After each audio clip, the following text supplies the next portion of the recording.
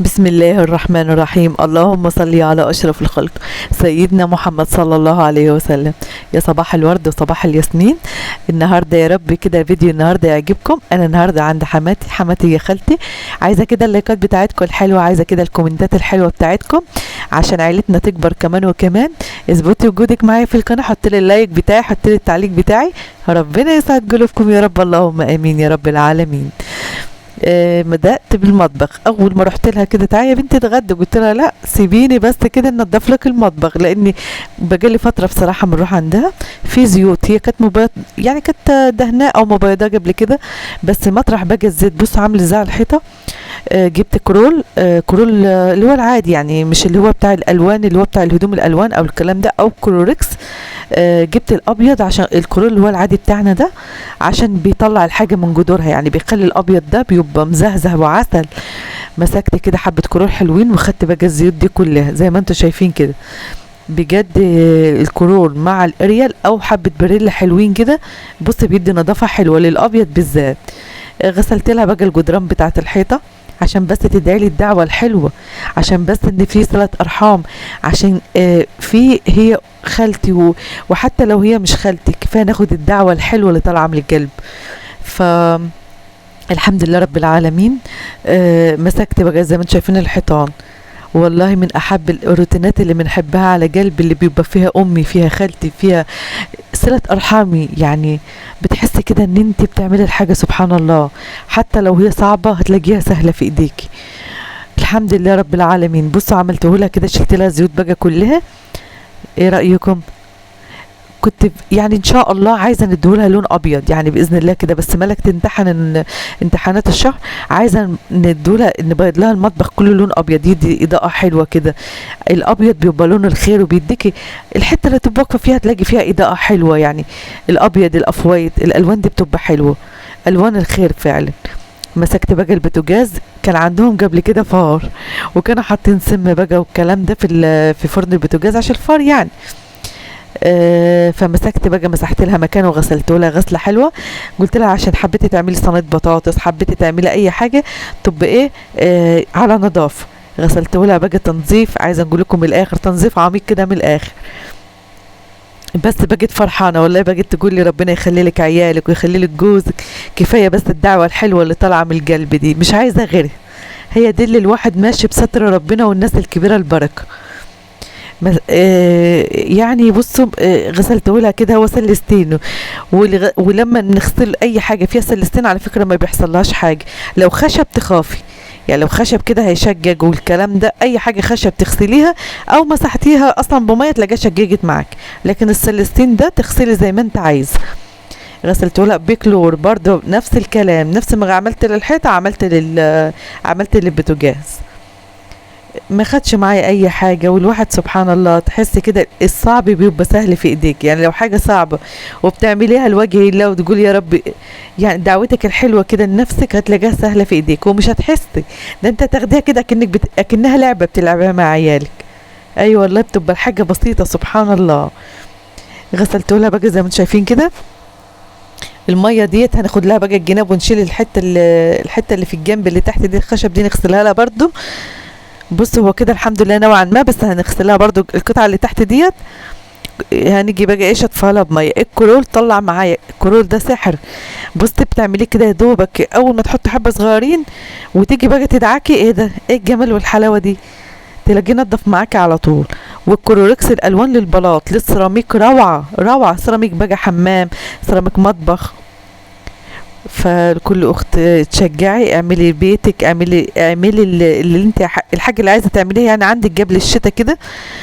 وشوفي بقى ان كانت امك، شوفي ان كانت حماتك، اجبري بخاطرها، جبر الخواطر على ربنا سبحانه وتعالى. وخد الدعوه الحلوه من الناس الكبيره، الناس اللي كلها خير على خير. احنا بعد كده الانسان هيبقى ذكرى، بتسيب الذكرى والسمعه الطيبه ليك ولعيالك. لان لما بيلاقي، عارفه انت لما تكون ام صالحه وام كويسه وعيالك يشوفوك كده، ايه ده ايه ده امي، ده انا هنبقى زيها. وهتلاقيهم حتى لو العيال مش هتعمل كده هيطلعوا زيك. انت عودتي، اديتي اساس حلو، اديتي اساس اللي هو ايه، لا انا مش متكبره، لا عيالي زرع فيهم ايه الحاجه الحلوه، الكلمه الطيبه اللي هي طالعه من القلب، الكلمه الصادقه اللي تطلع من اللسان تبقى بلسم. فشوفي انت بقى عايزه تعملي ايه، ده كله في ميزان حسناتك. غسلت لها بقى الترابيزه ديت. وعلى فكرة انا كنت عايزة نشيل كل المطبخ ده نطلعه بره، انا من كل اخواتي يعني بجد عايزة نشيلها كل ده ونطلعه بره ونجيب الارضيات والحيطان بس يعني مش عايزة نزعلها برضو. عارفين انتوا لما بيكون انت حاطة حاجة بايديكي وليكي ذكرى في المكان اللي انت فيه، فاكيد انت لو شلت حاجة من هنا يعني انت حطي، انت فاهمين ازاي؟ فانا مش عايزة نشيل لها حاجة، نحسسها يعني ايه ان هي برضو يعني انت فاهميني. فاللي قدرت عملته يعني النظافة الحمد لله رب العالمين، اللي قدرت عملته لها. بس مش عايزة نجرحها او نزعلها، وخاصة كمان لما بتكون الأم زوجها متوفي بيصعب عليها بسرعة.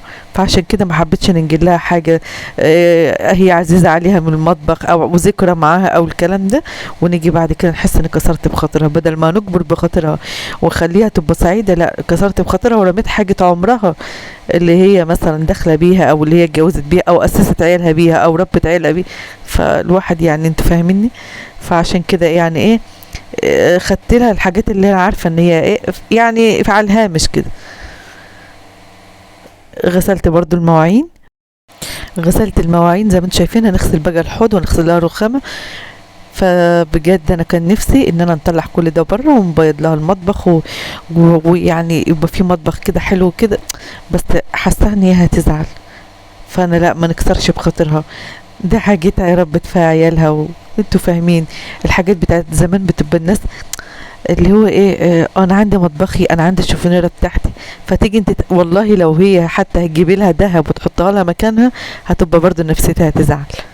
فعشان كده ايه لا خلاص خليني كده ننضف الحاجات اللي هي البسيطه ديت، وحاجتها الاساسيه اللي هي كانت شارياها او ربت عيالها عليها عمر ما نيجي مكانها ولا نكسر بخاطرها ابدا، او عمر ما نيجي اننا ناخد حاجه نطلعها وانا عارفه ان الحاجه دي يعني طلعت عيالها عليه. فربنا يحفظهم ويديهم ألف صحة وألف عافية يا رب، خالتي وأمي وأمهاتكم وأمهات المسلمين يا رب، اللهم آمين. واللي والدتها متوفية ربنا يرحمها يا رب. كده بقى خلصت لها غسلت الحوض، غسلت السيراميكا ديت. هنيجي بقى ايه الأرضيات، هنغسل لا لسه هنغسل ايه هننضف السيراميك ده، وبعد كده بقى الأرضيات مع الحوض كده، وبعد كده الأرضيات.